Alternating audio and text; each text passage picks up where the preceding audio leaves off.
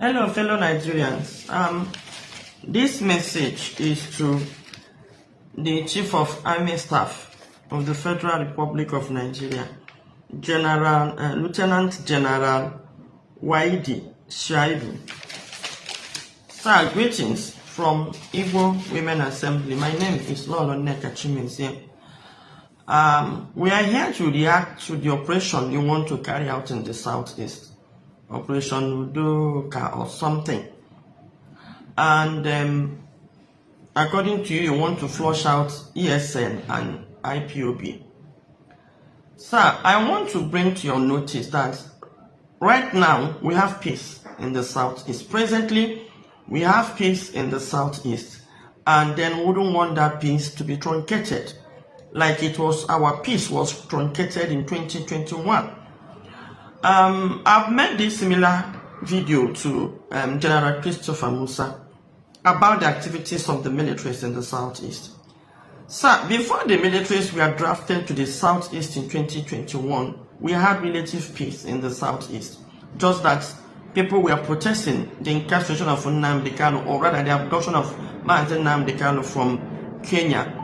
Why did they do sit at home? Because experiences have shown that if people, the youth of the Southeast, if they come out to protest on the streets, multiple times they have been shot, killed. Even our former president had to defend it in Al Jazeera when he was confronted with the fact that he was shooting armless civilians, and he said that is what they deserved. Now, Southeast has relatively maintained the most peaceful area in the most peaceful region in the whole of Nigeria till date. Now, the insecurity we experience in the Southeast, we realized that it was a plot to, blackmail IPOB. The insecurity we experience is not caused by IPOB or ESN. ESN, from what IPOB explained and from what we have observed from our investigation, is a security outfit set up to combat terrorists that were moving eastwards from the north. Of course, we have seen that the military cannot even combat the terrorists. So our youth resorted to establishing a security outfit they call Eastern Security Outfit. Just like you have it in the Southwest. The Southwest have OPC. OPC is also a community established outfit. Nobody is clamping down on them. ESN is even more peaceful than OPC. But today, our president is from the Yoruba land. He is not clamping down on OPC, but he is clamping down on ESN. The federal government even went as far as engaging a criminal, a non-criminal in this country, known by Asari Dikibo, to guide Southeast after moving the military in the Southeast, to the Southeast. And then I will ask you this question, sir. What do you think Asari Dikibo could do in the Southeast after Southeast was militarized? So they were drafted there to cause mayhem, so that to blackmail IPOB, because IPOB is an armless organization. So to blackmail them and to name them terrorists. Now, when the insecurity in the Southeast skyrocketed, we went in there. The media were barred from reporting the killings and the insecurity in the Southeast. But private organizations went in, like Amnesty International, our organization went in and discovered that there were non-state actors that were drafted to the Southeast, aided by the military. And I won't miss what to say this, aided by the military. Because Asadi people have come out to allege that they are working side by side with the military. The military has neither denied it nor confirmed that allegation. Asadi came out again to claim that the federal government is owing him 48 months' salary of the war. According to Asadi, he said there is a war going on in the Southeast. Unfortunately, the Southeasterners are not aware of this civil war going on, but there is a civil war instigated by the federal government, contracting a jihadist to carry out genocide and jihad in the South, because he also came out to claim that he is a jihadist. Now, I am quoting him. He said he was contracted by the federal government to guide Southeast, and he is working side by side by the military. And we agreed with him because The insecurity in the southeast started immediately the militaries were moved to southeast. So go and conduct your own investigation and see if from ASN and IPOB has been around southeast from 2015 till 2020, early 2021, there is relatively peace.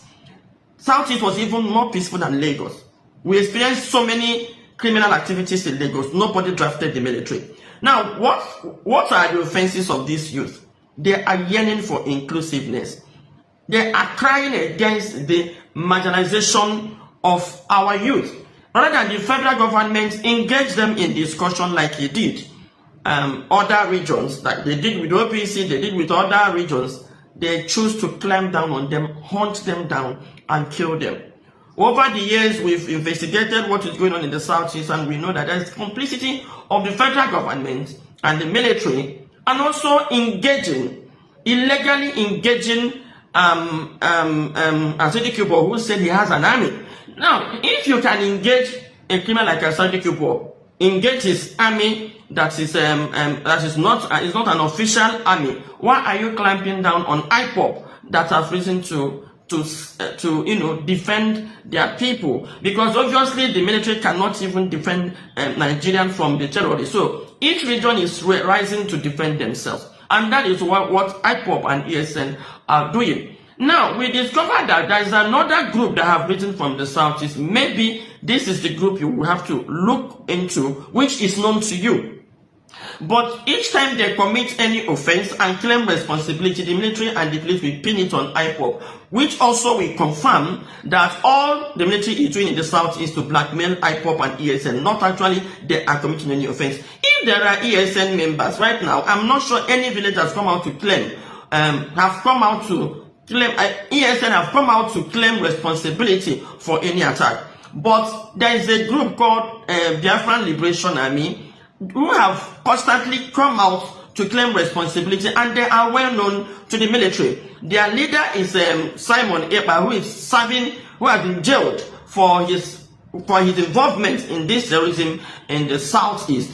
Now, the military have arrested this Gentle Diahu, who is the spokesperson of this group. So I think if there is any group you are going to hunt down, it should be Autopilot and Biafran Liberation Army, and leave ESN and IPOB alone. Our youth have been hunted down, arrested, not given fair trial, and there have been a lot of killings, extrajudicial killings of the Southeasterners.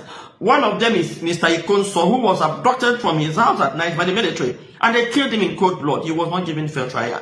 And then we are becoming afraid of any time the military say they want to carry out onslaught, when when there are concerns that just like the militaries are accused of complicity in the insecurity in the north, we believe that the militaries are also complicit to the insecurity in the southeast, considering the fact that they themselves burned some villages, they themselves attacked some villages. The proof is there. If you want proof, sir, we can give you this proof. It's out there. It's not a hidden thing. And again, they have been intimidating our people, kept us under siege, extorting money. Sir, you need to take a drive from Onitsha to Enugu and see what the militaries are doing. They have virtually turned southeast into a business center, into ATM machines, and that is practically what they are. And they are recruiting youth that are using to collect this money. So these are the things you should look into. And I plead with you, sir,